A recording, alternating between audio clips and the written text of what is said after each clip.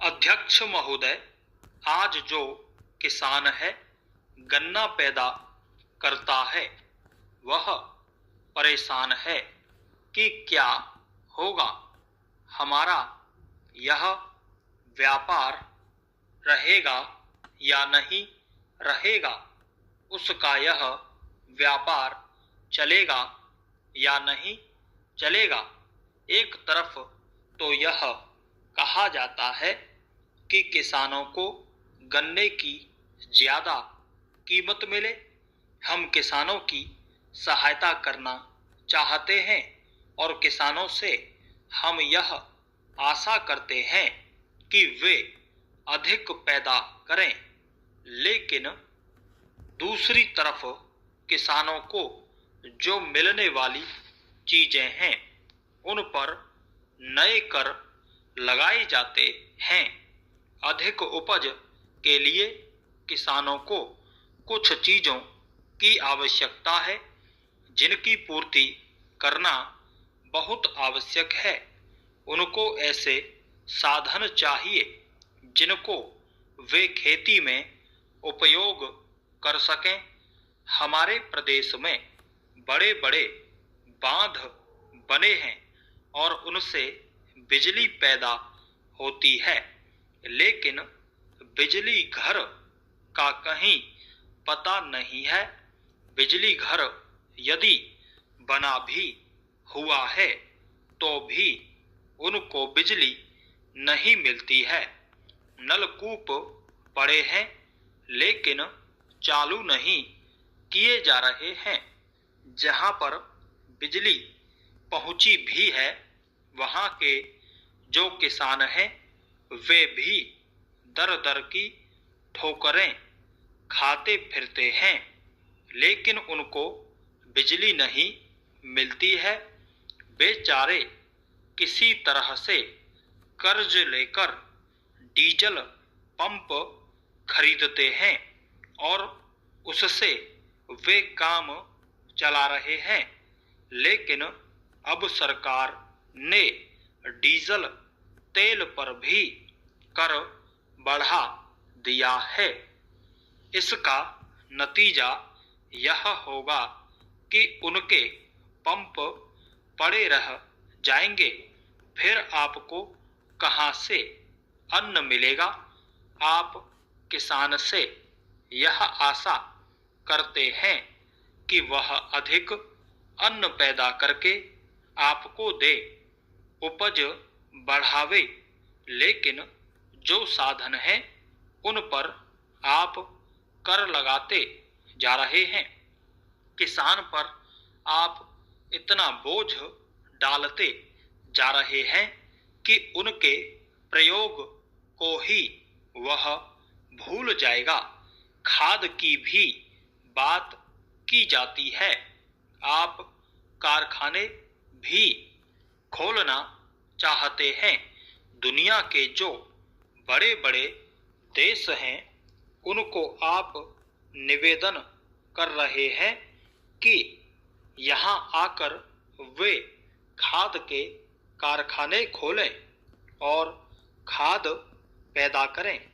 क्या खाद आप इसलिए पैदा करना चाहते हैं कि किसान उसको ले जाए और उसकी फसल भस्म हो जाए? कारण यह है कि उसको समय पर पानी तो मिलेगा नहीं। अगर पानी नहीं मिलेगा तो खाद किस काम आएगा? इसलिए आवश्यकता इस बात की है कि उसे पहले पानी दिया जाए।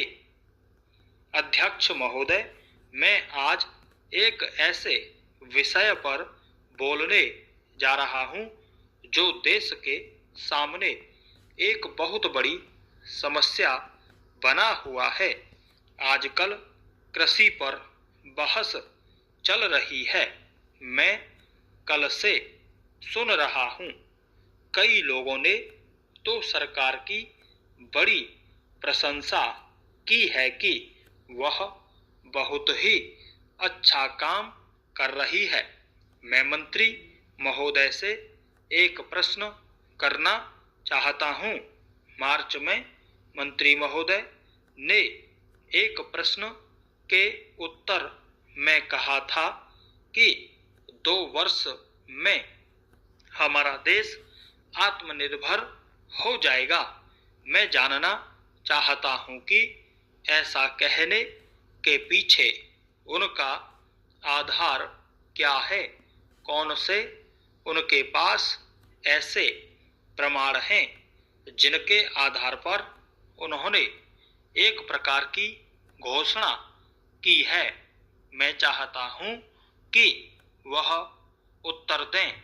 तो एक बात को अपने उत्तर में बताएं। आप जानते हैं कि इस देश में 80% लोग खेती करते हैं और उसके बाद भी आज हमारे देश का सम्मान दूसरे देशों में कितना है।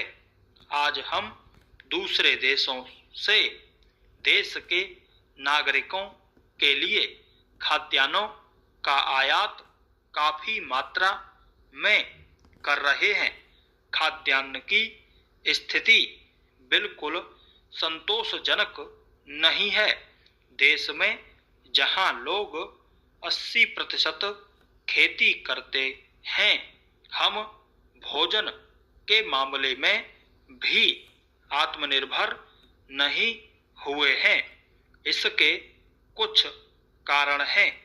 जिस समय देश स्वतंत्र हुआ उसी समय से इस सरकार ने कुछ गलतियां की हैं, जिसका यह परिणाम है कि आज इतने वर्षों के बाद भी हम आत्मनिर्भर नहीं हो सके हैं। उसका सबसे बड़ा कारण यह है कि अपने देश में पहला स्थान खेती को न देकर उद्योग को दिया गया है।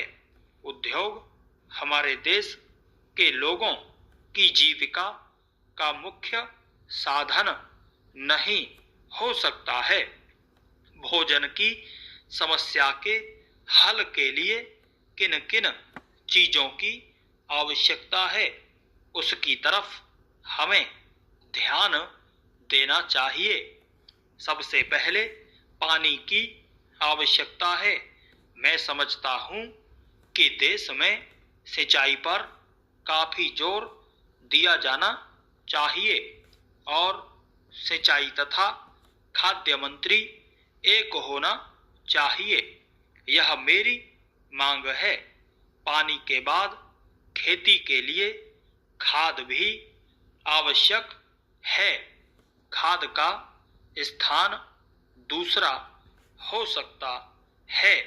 आज देश में खाद की बात काफी जोर देकर कही जाती है। यह कहा जाता है कि उपज को बढ़ाने के लिए खाद की आवश्यकता है।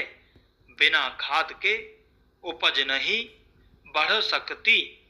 किंतु खाद कहाँ तक उपज को बढ़ा सकेगी, यह भी देखने और सोचने की ही बात है। इस ओर एक समन्वयक नीति चाहिए।